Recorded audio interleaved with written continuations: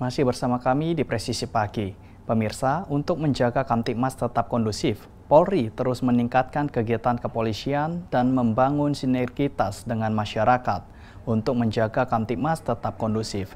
Beberapa pendekatan humanis polisi pun dilakukan kepada masyarakat. Berikut informasi selengkapnya untuk Anda. Beberapa pekan terakhir, fenomena gerakan Stop Totot Wuk Wuk sebagai protes sosial publik yang menyuarakan penolakan terhadap penggunaan sirene dan strobo yang tidak sesuai aturan oleh kendaraan pejabat ataupun sipil semakin menggema. Ramainya protes warga, baik di dunia maya maupun di dunia nyata, merefleksikan keresahan yang selama ini sudah ditahan warga. Meski demikian, fungsi utama mobil strobo polisi di Indonesia adalah untuk memberikan sinyal peringatan visual kepada pengguna jalan. Namun selain berfungsi untuk patroli dan pengawasan, mobil strobo polisi juga bisa digunakan untuk melayani masyarakat. Salah satunya, aksi gercep dan heroik anggota Sat PJR Ditlantas Polda Jawa Timur menjadi sorotan setelah membantu evakuasi seorang ibu yang tengah melahirkan di pinggir jalan. Kejadian ini berlangsung saat tim Patwal bertugas mengawal perjalanan Gubernur Jawa Timur Khofifah Indar Parawansa menuju acara di Menganti, Gresik. Dalam perjalanan dari kantor menuju lokasi acara, tepat di Jalan Raya Kutai, Surabaya, rombongan mendapati seorang ibu dalam kondisi darurat persalinan. Tanpa pikir panjang, tim langsung menghentikan laju kendaraan untuk memberikan pertolongan. Ibu yang hendak melahirkan diketahui bernama Sintabela, warga Kedondong Kidul, Tegalsari, Surabaya. Aibtu Saiful Ansori, anggota Sat PJR Polda Jawa Timur, mengungkapkan keselamatan warga yang membutuhkan pertolongan mendesak menjadi prioritas. Dengan gerak cepat, ia bersama tim segera membawa ibu tersebut ke rumah sakit terdekat agar mendapat penanganan medis. Adanya peristiwa tersebut, Gubernur Jawa Timur Khofifah Indar Parawansa dengan lapang hati melepas pengawalannya demi keselamatan warganya yang lebih membutuhkan bantuan. Aksi garcep ini menuai apresiasi dari masyarakat. Meski tengah menjalankan tugas negara, petugas maupun Gubernur Jatim tetap menomorsatukan sisi kemanusiaan demi menyelamatkan nyawa. Hingga kini, kondisi ibu dan bayi yang dievakuasi dilaporkan dalam keadaan selamat setelah mendapatkan penanganan medis di rumah sakit terdekat. Tidak berhenti sampai di situ, kegiatan pendekatan humanis Polri dengan masyarakat terus berlanjut. Aibda Leonardo Kiswanto, Babin Kamtibmas Polsek Bangunrejo Polres Lampung Tengah bersama Kopda Kaimin Babinsa Koramil Bangunrejo melakukan giat membantu anak yatim yang mengalami sakit bocor jantung. Anak yatim tersebut adalah Rosyid Asoleh, umur 9 tahun, yang hidup bersama ibunya yang bekerja sebagai buruh tani serabutan. Rosyid adalah anak kedua dari Sri Mulyani. 3 tahun lalu, suami Sri Mulyani telah meninggal dunia. Sejak saat itu, ia membesarkan anaknya seorang diri. Namun, ketika Rosyid mengidap penyakit jantung bocor, Sri Mulyani kesulitan biaya pengobatan. Melihat kondisi ini, Aibda Leonardo tidak tinggal diam. Ia langsung bergerak cepat, memberikan bantuan pribadi dan menggalang donasi kemanusiaan untuk meringankan beban keluarga Rosyid. Tak hanya sendiri, aksi kemanusiaan ini juga mendapat dukungan dari Babinsa Koramil 411 13 Bangunrejo Kopda Kaimin yang turut mengajak masyarakat untuk ikut membantu. Dalam hal ini, polisi terus melakukan peningkatan pelayanan masyarakat. Selain bertugas dalam menertibkan Kamtibmas, Polri juga terus melakukan pendekatan humanis kepada masyarakat agar silaturahmi Polri dan masyarakat tetap terjaga. Tim Liputan, Polri TV.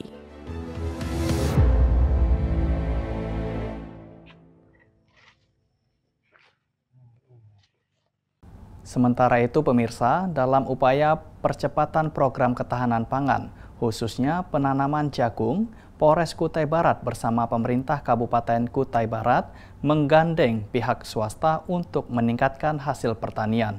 Salah satu upaya yang dilakukan adalah dengan menggunakan peralatan modern untuk mempercepat proses penanaman. Berikut informasi selengkapnya. Di atas lahan seluas 6 hektar milik pertanian jagung Layung Farm, Polres Kutai Barat bersama pemerintah Kabupaten Kutai Barat melaksanakan penanaman jagung.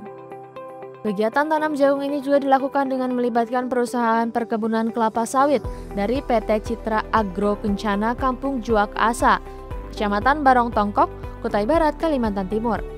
Penanaman jagung di kuartal keempat ini dilaksanakan serentak di seluruh Indonesia dan dilakukan secara virtual bersama Wakil Presiden Indonesia, Gibran Rakabuming Raka. Kegiatan penanaman jagung serentak kuartal keempat ini juga didampingi Kapolri Jenderal Polisi Listio Sigit Prabowo. Penanaman serentak ini merupakan komitmen bersama untuk mewujudkan swasembada pangan. Acara penanaman jagung serentak kuartal 4 dalam rangka mendukung swasembada pangan tahun 2025 ini dipusatkan di Desa Bantar Panjang, Kecamatan Tiga Raksa, Kabupaten Tangerang, Banten pada Rabu 8 Oktober 2025 siang. Pemerintah Kabupaten Kutai Barat mengapresiasi Polri karena hingga saat ini Polri terus konsisten mendukung ketahanan pangan melalui penanaman jagung.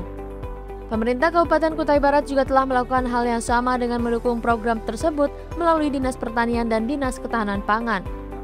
Melalui penanaman jagung ini diharapkan hasilnya akan memberikan dampak yang signifikan bagi upaya mewujudkan kemandirian pangan khususnya di wilayah Kutai Barat.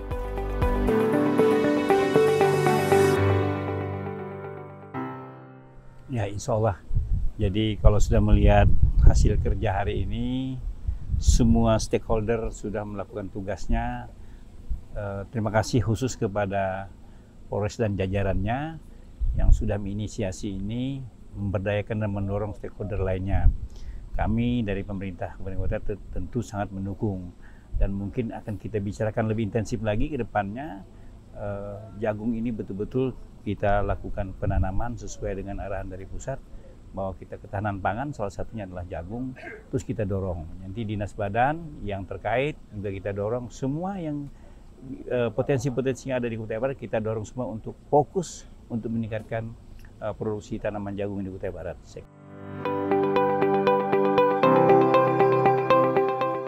Kapolres Kutai Barat AKBP Boni Wahyu Wicaksono menyebut, dalam kegiatan penanaman jagung di kuartal keempat ini, Polres Kutai Barat akan melakukan penanaman jagung di Kampung Juak Asa dengan luas lahan 6 hektar. Selain itu, penanaman jagung juga dilaksanakan di 11 polsek yang ada di Kutai Barat. Diharapkan dalam setiap 1 hektar lahan akan menghasilkan lebih dari 4 ton jagung, sehingga diprediksi ke depan Polres Kutai Barat akan memanen kurang lebih 24 ton jagung.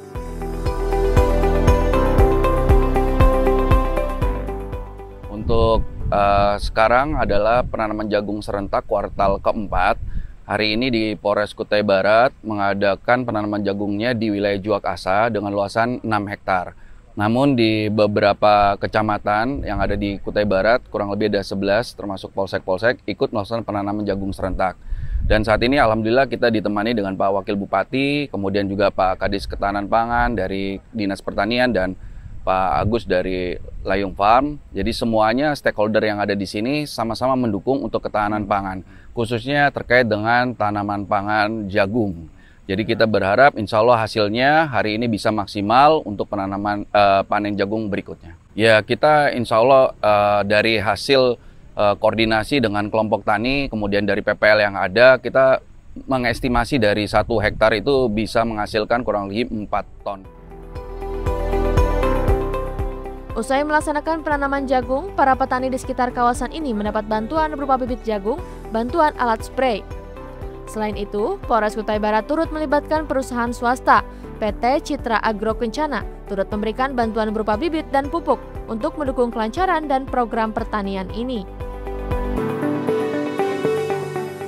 Tentunya kami sangat bersyukur ya bisa mensukseskan dan mendukung program dari Bapak Presiden Prabowo yang didukung penuh oleh Bapak Kapolri, Kapolda Kaltim, Kapolres Kutai Barat, dan juga jajaran Polsek Barong Tongkok.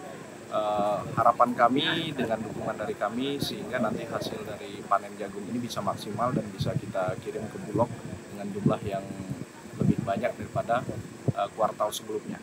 Selain kita memberikan benih jagung, kita juga memberikan alat semprot dan juga dukungan pupuk nanti untuk meningkatkan hasil pertanian dari jagung. Diharapkan melalui tanaman jagung ini, tujuan dari Presiden Prabowo agar Indonesia menjadi negara yang memiliki kemandirian pangan dapat tercapai. Selain itu, program ketahanan pangan ini juga dapat mensejahterakan petani, serta mengurangi ketergantungan Indonesia terhadap pangan impor.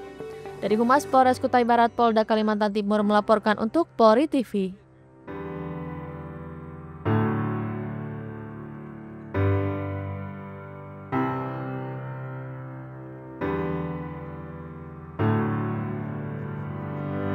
Di informasi lainnya, pemirsa, Komisi 3 DPR RI melaksanakan kunjungan kerja di Polda Sulawesi Tenggara pada Rabu 8 Oktober 2025.